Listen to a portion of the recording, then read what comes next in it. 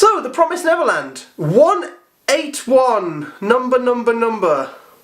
Number A. Yeah, this was a weird one. Well, different is how I describe it. There were good bits and there were bits I was like, okay. And honestly, most of those bits I was like, okay about were Crone more than anything. But we'll get into that. So, I'm going to start by talking about my favourite thing in this whole episode, and it's such a small thing, but I loved it. I think it's because I was ready, okay, let's see these tense battle, like, they've got to outsmart them, they've got to, out-train them, like, everything like this, I was ready for this. And then it just starts off with the silhouettes of the kids playing, and I was like, oh, okay, some kids playing, that's nice. But see, when the kid got his face kicked in by the ball. That was beautiful. What? That really caught me off guard. Maybe there's some secret metaphors or like hidden messages in there. It's like, all the series will catch you off guard. Something that seems obvious. Well, wow, it'd be something like this instead. But I love that so much. It's just, that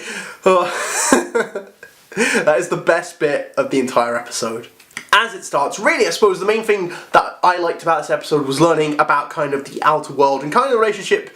Like, we learn a bit about Isabella, whose name I finally know after paying attention for the third episode. That's all it took. Also, Crone a bit too. Well, yeah, we'll talk about Crone and the kids, really. So, Isabella, first of all, we actually learn that she's not even just like an average person among them. She's like the best of the best. So she's like a really good one. And she actually has like, and we learn a bit about her higher-ups as well. Like, Crone comes in and she's like, oh, it's so great to work with a professional like you. And we learn, obviously, from Isabella's perspective that she knows. Obviously, she's not going to be like, whatever. I'm just imagining things. Obviously, like, from the way that first episode ended, she's like, no, I know two of the kids know. She doesn't know which ones, but she knows it's one of the older ones, because they're the ones who are smart enough to do that and get away in time. And I thought, okay, that's clever. And honestly, we don't normally see it from a villain's perspective like this, so I enjoyed that as well. But Crone is a little weird. I'll get into Crone. But we also did learn a bit about like how the world of how the world is working. So first of all, there is these. So first of all, Isabella has someone she answers to called Grandmother, and she's got like a secret radio hidden somewhere in the house, and that's how she communicates. It's only such a small thing, but one thing I loved, I was like, whoa, okay, that made it a bit more intimidating, is the voice actress for Grandmother. Now, I don't know a lot of Japanese voice actors, because I don't speak Japanese, and like, there are a couple of times I recognise them. This was one of them. I think this was the voice actress for Big Mom in One Piece. That's why when like there's an intimidating woman, I was like, oh, okay, yep, that's her. And then we learn there's even like a hierarchy in the demons that have kind of taken over, and we don't know, but they keep referring to this person called him, and it's like this banquet, and that's basically what Emma, Norman, and Ray are all being raced for, like this banquet or something for this demon, like this leader. I can't remember what it's called, like the Tim Tree or something? I'm not going to look it up because I don't want spoilers on anything, because I know if I look it up it's going to get spoiled. So if you know what it is, correct me on stuff down below. But yeah, that was all super interesting, and obviously, but then that might also explain why Crone is the way she is, because Crone, first of all, is obviously like, another adult, and we're like, uh-oh, here's the problem. We then learn, of course, that Crone has bigger ambitions, and she wants to become a mother one day and run a farm like Isabella does. So she's immediately like, wait a minute, why don't I just take over this farm, and when I can report the problem and find out who it is, then obviously Isabella's gonna get in a lot of trouble, and it's gonna be me. And then she starts singing and dancing, and obviously like she's cradling this toy she's got, and maybe she's got motherly instincts in her, and she wants to be a mom, and maybe we'll learn about Isabella's past. No, I'd like to learn about Isabella's past, but also Crone's past, which would be super interesting stuff. But she was singing quite loudly how she was going to win and take over. I don't know. Now, the house is big, but the walls are wooden. Even in like a house like this, you can hear stuff through walls if the walls are thin enough. Like, so if she's singing like, I'm gonna take over, like, where's the subtlety in that? Like, obviously I bet Isabella's just like, excuse me? And I bet we'll find out about this, but maybe also with this episode as well, like, the difference between Isabella and Crone is massive, because Isabella, like, obviously she keeps up this attitude of, like, she seems like a very pleasant mother, apart from obviously those times where she, like, has these kind of little one-on-one confrontations with, like last time with Emma, where she peers over her, and I was like, oh my god. But, like, Crone, she isn't hiding anything, and maybe that the kids like her because she keeps smiling all the time, and they don't recognise, like, oh, smile's a good thing. But, like, those faces are constantly creepy, and she's like, ugh, like, it's like, why? Why is she like this? Like, why is she not even trying to hide it? She's just like, I'm gonna get you all. You're all gonna die. Why is, I don't get it. Like, it's weird, but I get it. I guess what they could be doing though is trying to make her seem inferior to Isabella, because maybe Crone is gonna get taken out first before Isabella, or obviously, like, you know, like, they're gonna beat her first, because obviously if Isabella finds out about this, she's like, she ain't taking my job. But yes, that's kind of the only answer I can really come up with. And yeah, the kids in general were quite good in this episode. So obviously Emma and Ray are trying to figure out stuff. Like, Emma was really clever, and she basically expected the baby, because like they're trying to find out where the trackers might be, and like the tracker they find out is implanted in the back of the ear, because like they implant them when they're babies, and obviously with Carol coming in and the baby, they figure that out quite quickly. I can't remember if they say how to break them. I think they're still trying to figure this out, but it is some interesting stuff there, at least. And even the kids weren't that smart in this episode. I thought maybe I built it up too much in my head, and I was like, oh my god, it's going to be like Death Note, all these mind games and everything going on. But like, I think it was like when Emma like was running with the ball and kicked it, it's like, oh, I'm going to go grab it. And like, I mean, like, I think Crone was like, I don't know what you kids are doing. And they're like, they'll never figure us out. It's such a small thing like that, but I'm like, maybe I built it up too much as a mind, like, you know, like a Death Note thing in my head, which isn't right for what I should be doing. I shouldn't be comparing it to Death Note, I should be treating it as its own series.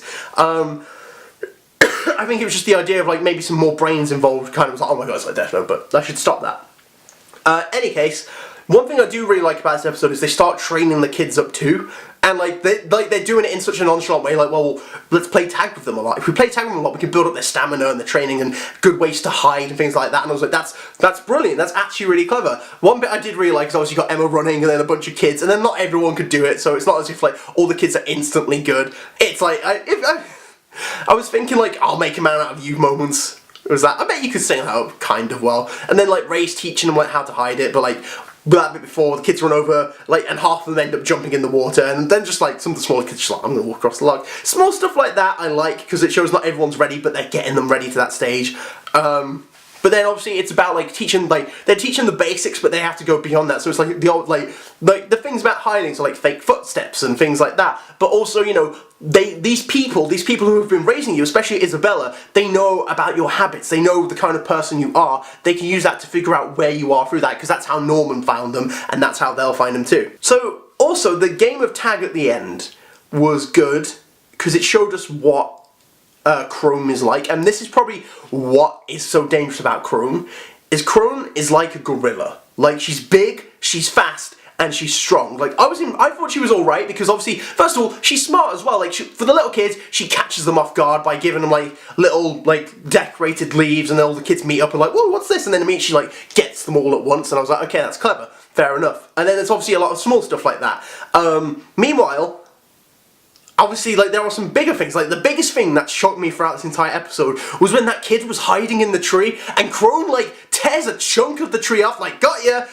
That was worrying. That's what made me go, uh-oh, this is why Crone's such a force, because she's incredibly strong as well. Fair play to Emma as well, by the way. I think this whole end bit showed how easy it would be for those three to escape, more than anything, because Crone on her own, like, she couldn't catch Ray or Norman, and they are less physically capable than Emma is, of course. And like, basically, Emma outran him, Emma outran Crone, while holding up two kids and trying to get them to safety as well, which is what Emma's personality is. And I think that's kind of the thing here too, is they need to try and focus on like this is the difference. So like, obviously saving people is going to hinder them, and they have less of a chance to escape. Like, Emma got away from them for a while, but obviously Ray and Norman, who were originally like, yeah, just the three of us will escape, it showed how quickly they would get away with it, I think, at the same time.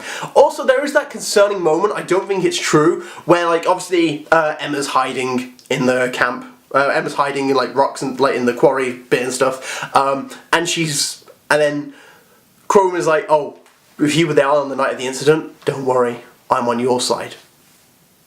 I don't believe that, because I think that's actually trying to weed her out and trying to get her to trust her so then she can take her over, because I really doubt. Obviously, from what we've seen of Crone as well, there's no way Crone's gonna be like, I'm secretly a good adult, and like, maybe there'll be good adults out there, but for now, like, well, there's gotta be like, Maybe, we don't know, because there are some kids who survive, and this is actually a really good point at the end, and I really hope it's not what's-her-face with the glasses, but they are, like, there should be, they figured out as well that there's probably a kid in there who is on the side of the adults, because they are obviously, you know, adults are around, so there must be some kids somewhere, because there are some kids somewhere who do get raised up and they become adults and they end up running the farms. So it's a question of what it is, like who it is. I hope it's not her. I really don't want it to be any of the big kids. I don't want it to be, I don't know who it could be.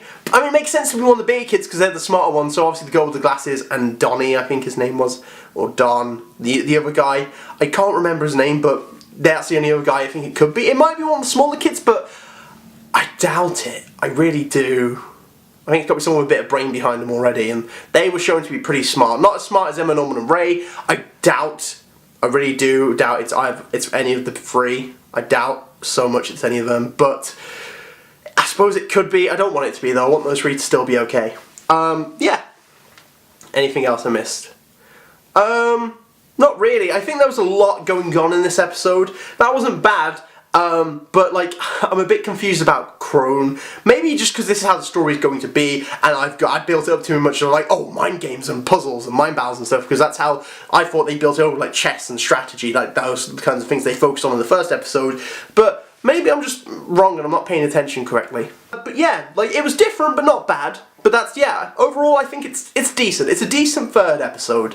I'm still going to watch this, of course, because this doesn't deter me from it, but you know, I want to see where it's going next to kind of make my decision and if I would still like this series. I'm probably going to watch all 12 episodes, but, you know, emotions. Changes. But yeah, thank you for watching. I hope you like this review-ish thing. If you did, give it a like and let me know. I'll carry on. Subscribe if you like it too to see more. You know everything. If you've been around for a while, you know what to do on YouTube, and they're all like, come and subscribe. But yeah, I guess thank you for watching, and I'll see you next time, I guess. Cool. Thank you.